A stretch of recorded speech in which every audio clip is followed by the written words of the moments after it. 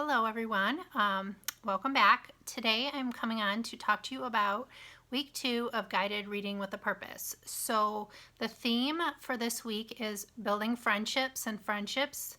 Week 2 kind of lends itself to learning how to be good friends in the classroom, and then the focus standard that we're working on is beginning, middle, and end, so that a story retell has a beginning, middle, and end.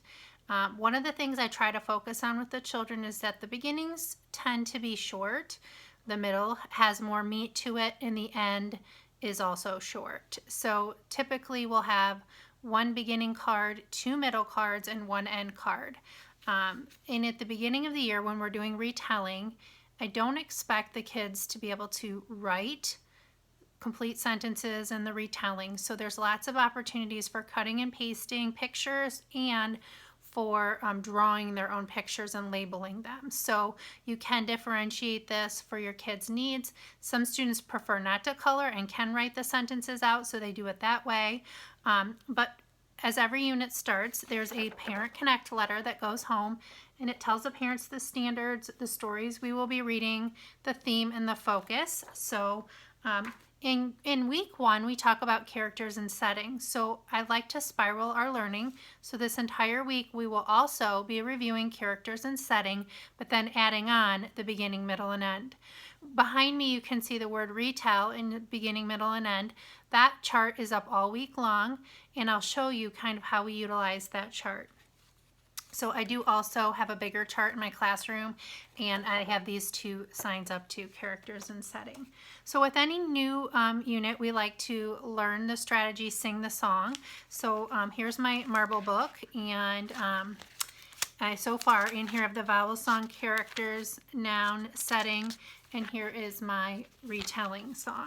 So that song is sung to head and shoulders, knees and toes, knees and toes. So after we glue that in our marble book and kind of sing and learn about it, I have kind of an introductory thing I like to do. It's called Guess That Story. So I start off telling them a story that's not really true, and it's super short, and I just make it up in my head. Once there was a dog, and he lived happily ever after. And they all look at me, and I said, "Do you know what that story is?" And they don't know the story, obviously. And so we talk about how when you're telling a story, you need to tell the important parts. And that story was missing important parts. So then we play Guess That Story. And I have 2 sample stories that I just typed out on cards. So I read them. And as I'm reading the first one, I'll put it over here in the beginning. And then the next one I'll read and put it in the middle. And the last one I'll read and put on the end. This one's about a little egg that hatches, and out pops a very hungry caterpillar, and then he munches his way through all these foods, and then he turns into a butterfly. So usually I'll just do one of these on day 1, and then I'll save the other one for day 2 to just kind of bring it back in. This one's a story of the 3 little bears. I tried to pick stories that I feel like most children have been exposed to, but maybe not all. So then we start our friendship stories. So I'm just going to pop through the stories and share them with you, and kind of some of the activities that go with them. Remember that I am a little bit, I like to give more than you will possibly ever need and use, so don't feel like you have to squish it all in. And I like to have extension activities that I can have up for fast finishers. So as I go through this, I'll kind of share what things I leave up and then how we use them. So with each day comes a little page that talks about the materials that you're going to need, the activities. There is also writing included, and then some extensions that you could do. So there's no specific order in which you can read these stories. So I'm just going to go through the first story with you. So if you've never read Peanut Butter and Cupcake, this is a must read.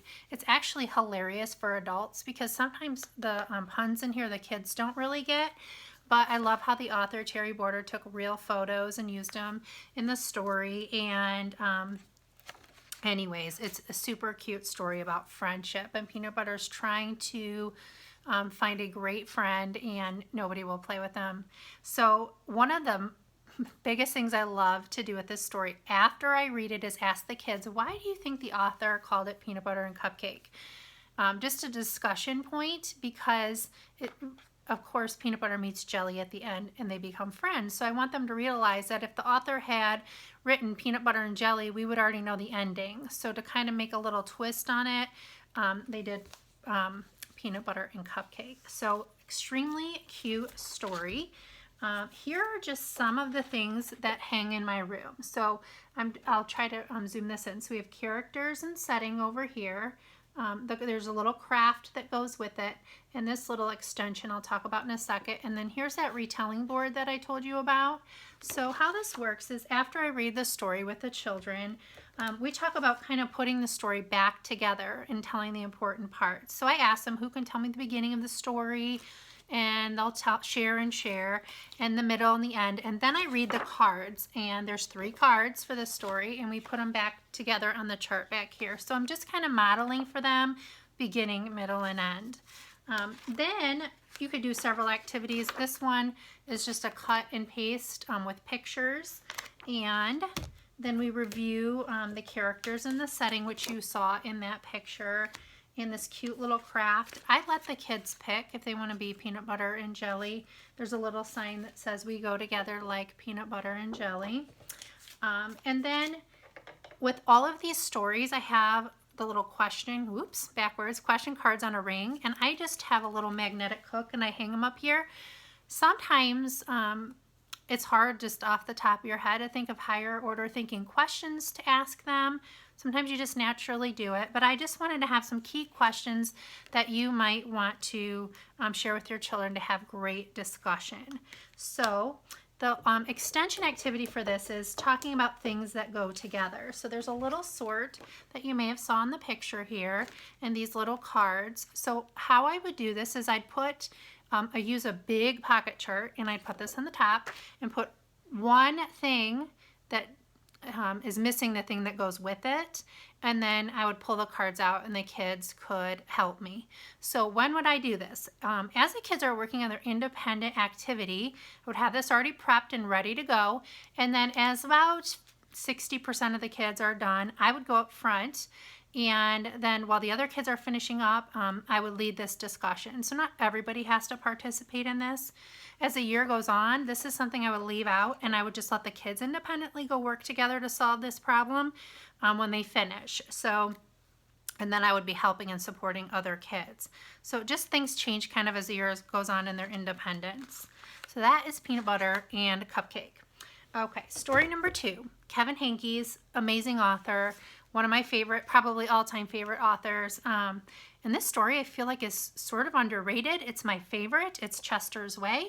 And it's about Chester and Wilson who do everything the same. And then Lily moves into the neighborhood and she doesn't do things the same. She's got quite the personality.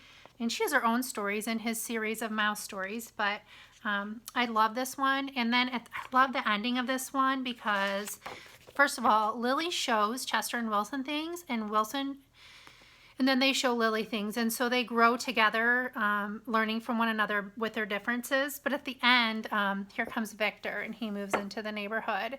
And so you can have some good predictions of like what you think might happen with Victor moving in the neighborhood. And later on in some of his other stories, he's part of the story, so you know they all became friends, which is kind of fun too. So of course I have my lesson plan sheet here.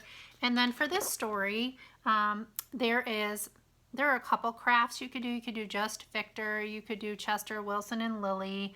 And then there's the retelling here and the characters and setting here. And then the extension activity for this one is a sort. So you kind of sort out Chester, Wilson, and Lily, and you do the things that Chester and Wilson kind of taught Lily, and then the things Lily's going to teach Chester and Wilson, and then things that they like all together. So you just read the cards and sort them out. So it's kind of a fun, not really an introduction to like a Venn diagram, but they're doing it. They just don't even know what it's called yet, which is fine. Here are the little crafts, the head topper crafts, and I don't know if you know this, but if you ever want to make the craft smaller than what is given to you on like a full sheet, which is what I did here because these are normally bigger, you can send them to the printer in a smaller percentage. And so sometimes I like to do that just to save on construction paper. So a little tip there. Of course, this comes with the little cards too, and with every story I have a little story card title thing for it too.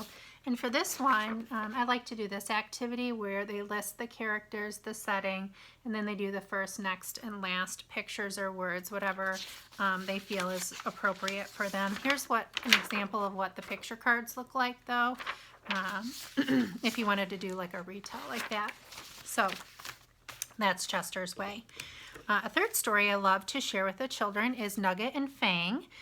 It's Friends Forever or Snack Time, and it's a friendship story about opposites. And Fang is the shark and Nugget's the tiny little fish, and they're the best of friends until Nugget goes to school, and he learns from his classmates and teachers that you can't be friends with the shark. And so he comes back and starts to ignore his really good friend because of what somebody else told him. And then it turns out that the fish all get trapped and Fang saves the day with his sharp little teeth. So this story is so adorable and great story about friendships and opposites and things like that. So for this story, I have my lesson plan sheet, and we do characters, retelling. There's a cute little craft that you can do. I'll show it to you. Here, you make Fang, and then you can just attach Nugget down here. I have my beginning, middle, and end cards, and then the extension activity for this is opposites. Now, my kids at this point will not know what an antonym is, but they do know what an opposite is. So this is a great extension sort that you can have out for your kids, do together or in a small group setting, or leave out for centers. And then it also comes with a little sign that says never judge a friend by their appearance. All right, the fourth story I chose for this friendship week is Spaghetti and a Hot Dog Bun. And it talks kind of about a little boy that's bullying the little girl in the story. Ralph is bullying her, and her papa teaches her kind of how to stand up to him. And in the end, they work things out and become friends. But it's a really, Lucy's a character. It's a really important story about having the courage just to be who you are and not backing down from the things that you like and the person that you are. So this is about her eating. She likes to eat spaghetti and hot dog bun at lunch, and she gets made fun of by Ralph and other things. He makes fun of her curly hair and all of that. So in this story, again, we do some retelling, characters and setting, and then I do have a little spaghetti and a hot dog bun craft. My favorite thing to do after we read this story is actually have spaghetti and a hot dog bun. So I have a microwave in my classroom. I make the spaghetti ahead of time in a container, and then I just microwave it. And I give the kids a half of a hot dog bun just because there's so many and just for the cost purposes. And then afterwards we do a thumbs up or thumbs down if we liked spaghetti and a hot dog bun. So again, we have our question cards, character setting, beginning, middle, and end. And then you can do the little hot dog craft, spaghetti and hot dog bun. We've also done where the kids add whatever they would put in a hot dog bun, so it doesn't have to be spaghetti, and just give them construction paper, and that's super fun too. And then a retelling worksheet of your choice. So, and of course, every single day I should mention we are singing our retelling song, so that we have that song, we know what it means. If we forget, we can sing the song in our head and know. All right, the final story that I chose for this week is called Do Unto Others, and it's a book about manners and treating people kindly and being nice to one another. It's super funny and adorable. So for this story, same thing. We talk about beginning, middle, and end. The little craft that we do at the end, you can just do like a regular otter, but I like to have the kids on the heart write something that they learned that they should do unto others on here, and then this makes a really cute bulletin board display too. So for this one, we kind of match the being friendly and what that means. So it's kind of a vocabulary per se sort at the end. That's kind of the bonus activity. So anyways, this story is super cute and kind of reviews rules and being kind to one another and how to treat friends. And it's about somebody new moving into the neighborhood. So if you have a new student too, you could relate to that as well. So I'm not sure if I shared this or not yet, but this is kind of some of the posters and what they look like. So you have a vocabulary sort here. So those are the stories and the activities that I like to do during this week. Another thing that kind of can be an extension into your classroom so they continue to work on this is I have like included mini retelling books that you could staple and cut and keep in your writing center, and then the children can go to the writing center and they can retell the beginning, middle, and end of a story that you've read to them or maybe that they've read. So that's a great extension. And two other things I want to mention. So sometimes at the end of the week, I like to do kind of a cumulative activity. We have a no plan day, and I love when mine fall on Fridays, which most people don't. But it's a great day to do kind of these extensions of what we've learned all week long. So when I read a story to the kids for the first beginning of the school year, I keep them all in a tub below, like by my chair. And then I do it specifically for this reason. So then on Friday, I pair the kids up into groups of 3, and they get a beginning, middle, and end card. And they get to pick a book from the basket of something we've already read, and then they make a poster. And they can use words, pictures, or whatever, and then they share with the class the beginning, middle, and end from a story that we've read in class. And this is a fun way to get them working together and doing a project and not involving the parents. I try to realize how busy parents are and not have them doing extra work at home. I want to just make it as easy on them as I possibly can because, as you know, I'm the mother of 7, so I don't like those projects at home. And then the other thing I want to share with you, that this unit comes with these cards that say first, next, then, after that, and more after that. So they kind of repeat. There's a finally and a last. And they come with short ones too. And so what I do with these is I print these off and I actually keep them right in my pocket chart for the entire rest of the year. And another fun thing to review retelling is to have somebody give them the first card. They stand up and they tell, after you read a story, what happened first. And then you pick somebody to tell the next. Well, the first person repeats the first and then the second person says the next. And basically, you do an oral retell with your entire class. It's so great for sequencing, retelling, a movement break, comprehension check. So I just like to use these, and we just randomly, when we have extra time, do a quick retell. They love it. And it's fun to like kind of hear them keep going and retelling as they go. So anyways, I hope you can grab something out of this unit, even if you don't own this unit. This is week 2 of my guided reading with a purpose. It's a year-long series. It's about 40 weeks long. And I've been using it in my classroom since 2016 and absolutely love it. So have a great day, and I'll be back with more soon.